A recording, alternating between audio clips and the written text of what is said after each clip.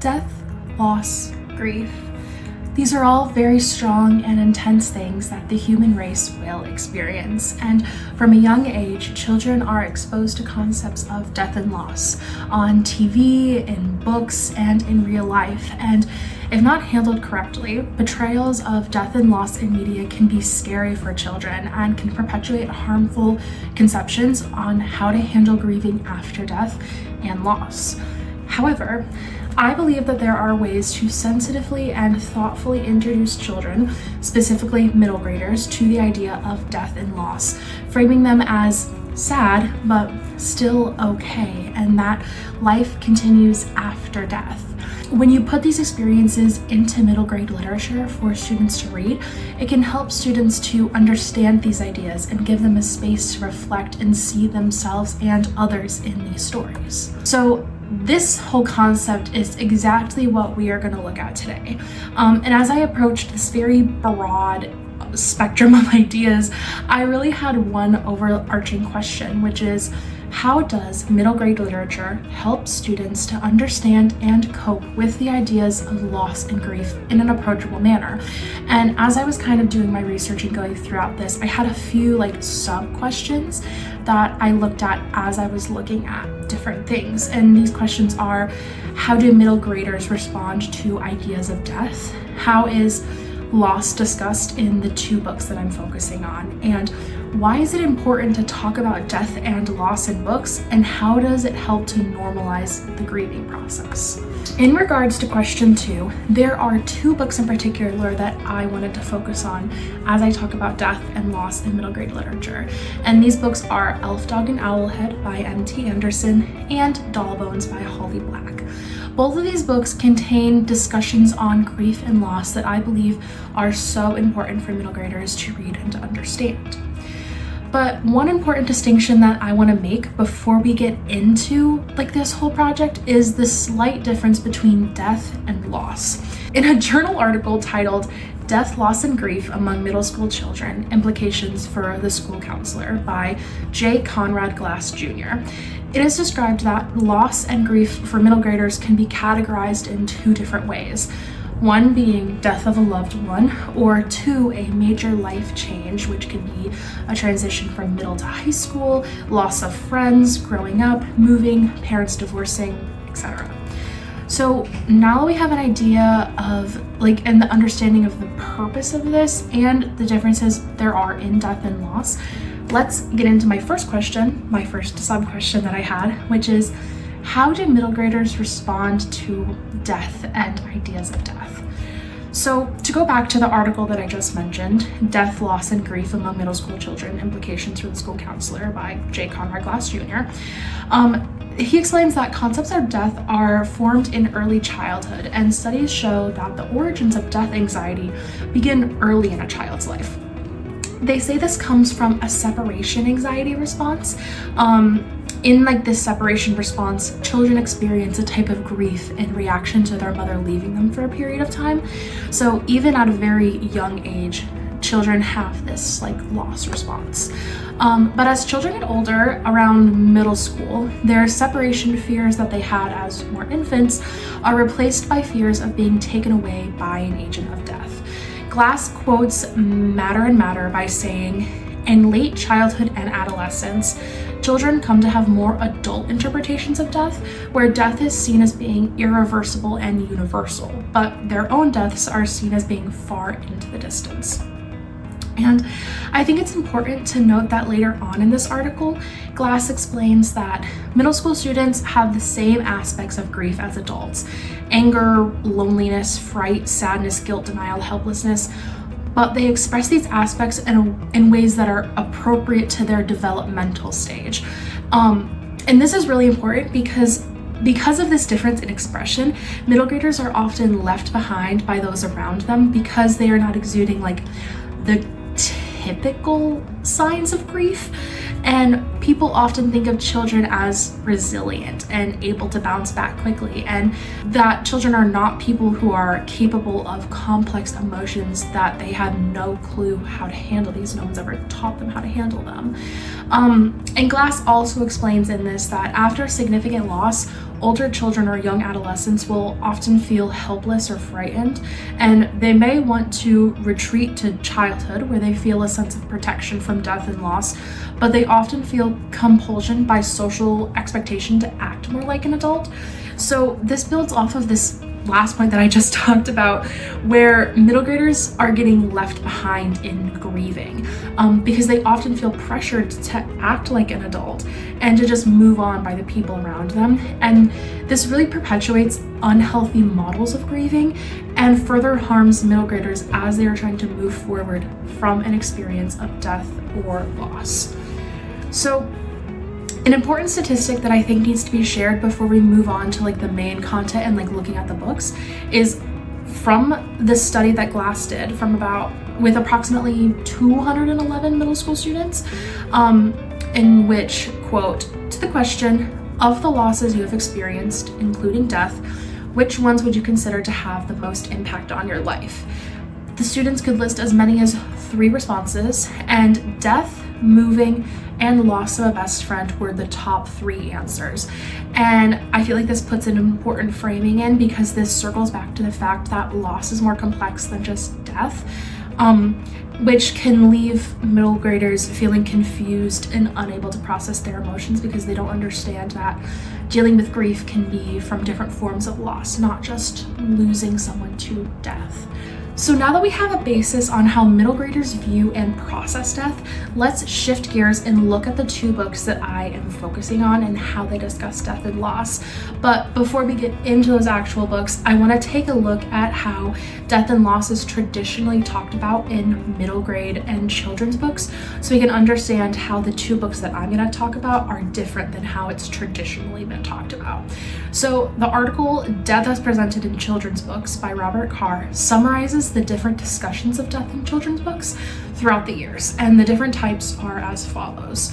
So there is death served as poetic justice, death as sentimentalism, like in Little Women when Beth dies and the focus is on the family and not her death itself. There has been romanticization of death. From the 1900s until recently, death was presented as something that happened but should not be dwelt on. Other books have described death as beneficial but also necessary for life, like someone sacrificing themselves for another person for them to live. And most recently, death is just another experience in life which we will all someday come to know but not fear. And they showed this example, E.E. Cummings' poem Rain or Hail, which is really good. I have it linked. I think you should go read it if you have time. So I think it's important to look at how death and loss have been categorized in middle grade literature, because one thing that I noticed from this article in this study is that all death has a purpose, a lesson, or a moral, up until very recently with that last categorization as it's something that's just happened but not something to be feared. But give me a second, guys. Let me come back to this point. So now that we have this framing, the first middle grade book that I wanted to look at is Elf, Dog, and Owlhead by M.T. Anderson, which, guys, I love this book. I really do. You should all go read it. It's so good. But Elf, Dog, and Owlhead by M.T. Anderson is a mostly lighthearted magical story about a boy and his fascinating elf dog as they explore enchanting places and make meaningful friends. The book is very whimsical and often handles situations gently, with conflicts resolving very peacefully. And now you might be thinking, how does this connect with death and loss? And I thought the exact same thing. But interestingly enough, death is actually a character in this book. We meet it at the Midsummer Festival, where we witness them take the life of one of the creatures there. After this happens, our main character Clay asks his friend Amos, "People know death is going to be here, but they still come," in which Amos responds, "Death is always invited. When he calls, we must go. But knowing that the night may be cut short is what makes it so sweet. It is the reason we dance." Now, this interaction may seem strange, but I think that it is Anderson deliberately working to characterize death in an approachable and less scary way for middle graders. He characterizes death as bright and calm and patient, things that are very counterintuitive in most modern day descriptions of death, usually being dark, scary, evil. In this book, death doesn't come riding frantically in on its horse, wielding a scythe and slashing down its victims. Instead, it allows them to say goodbye, to take a final moment with their loved ones instead of cruelly and brutally dragging them away.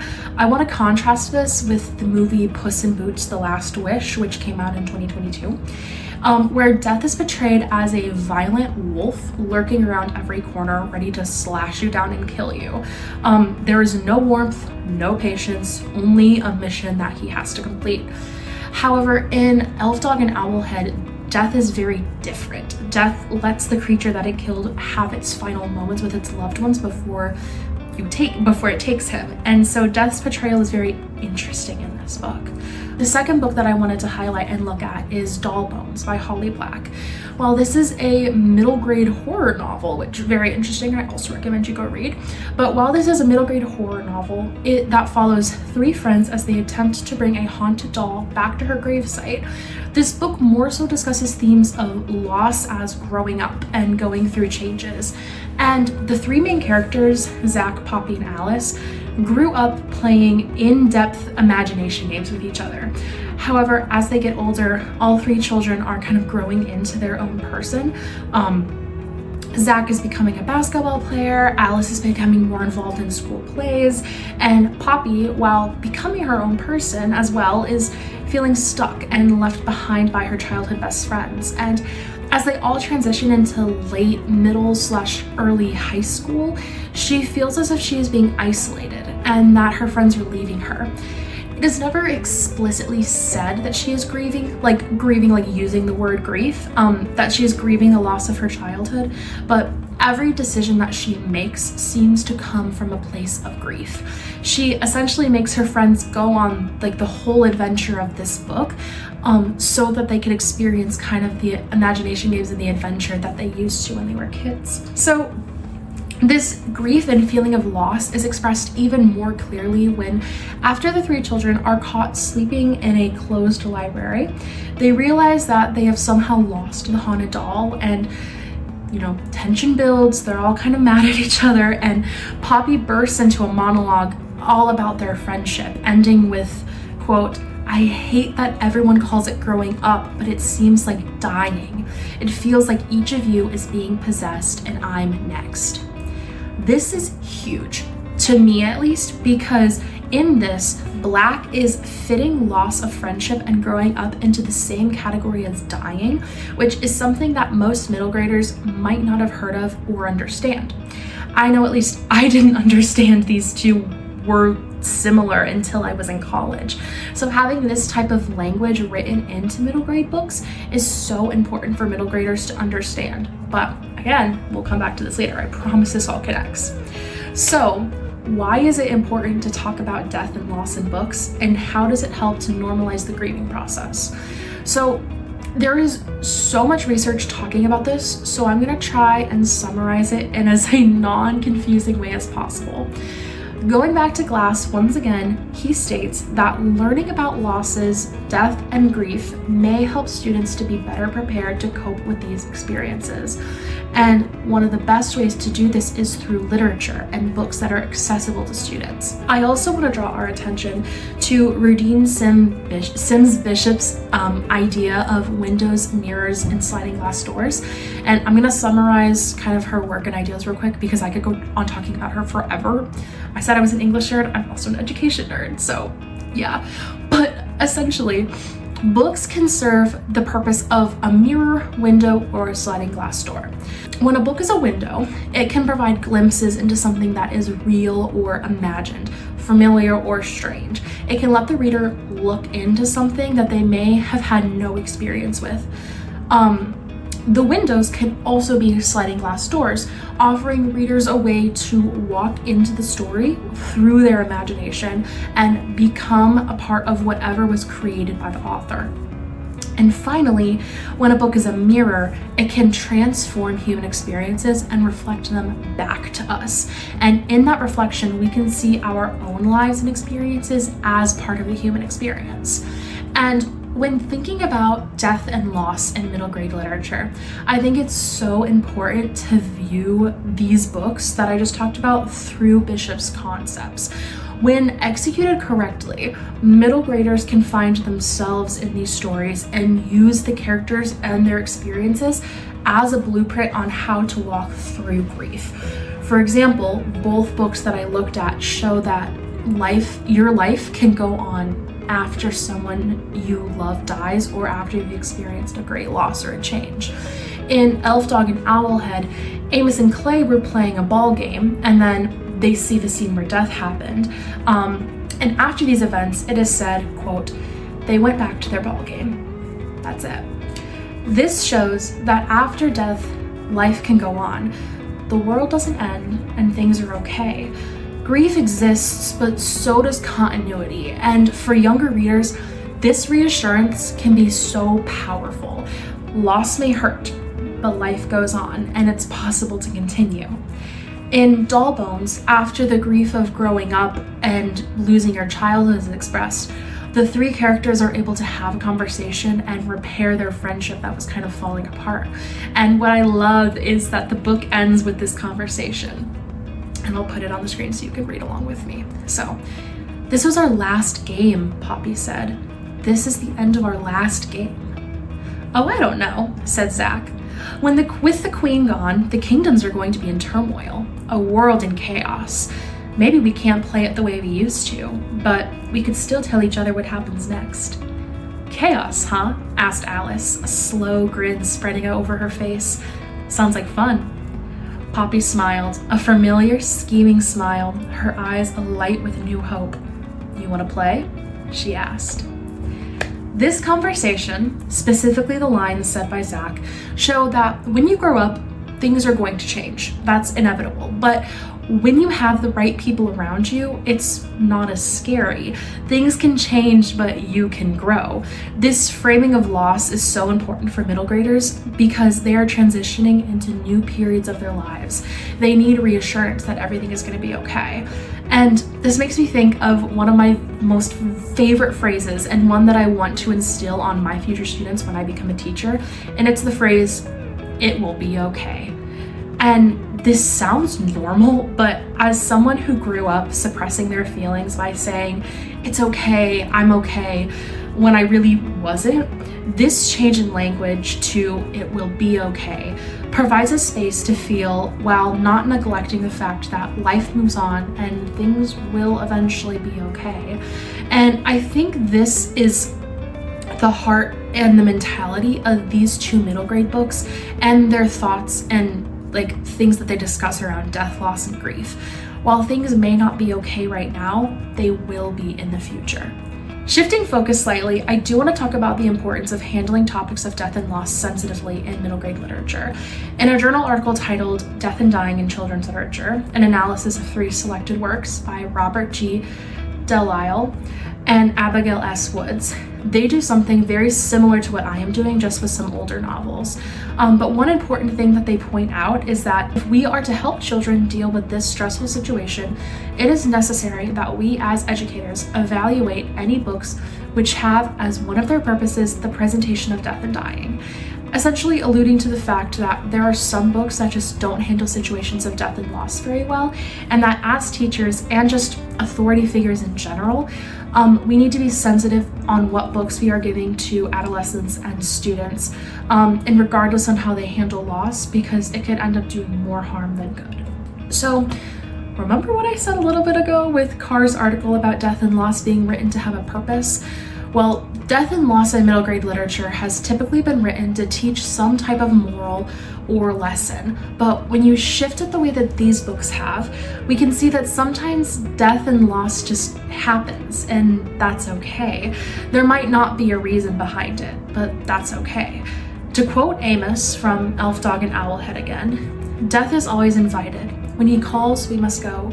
But knowing that the night may be cut short is what makes it so sweet. It is the reason we must dance. There may be no rhyme or reason to our loss, but we are allowed to grieve and continue our lives. To present this in an accessible way for children is so important, and something that I wish I had when I experienced loss in middle school. If a middle grader in your life has experienced death, loss, or grief in any sense of the word, I've included a link to an annotated bibliography of death-related books for children and adolescents in the description of this video. Thank you so much for watching, and leave any questions you might have in the comments. I'll see you next time. Bye.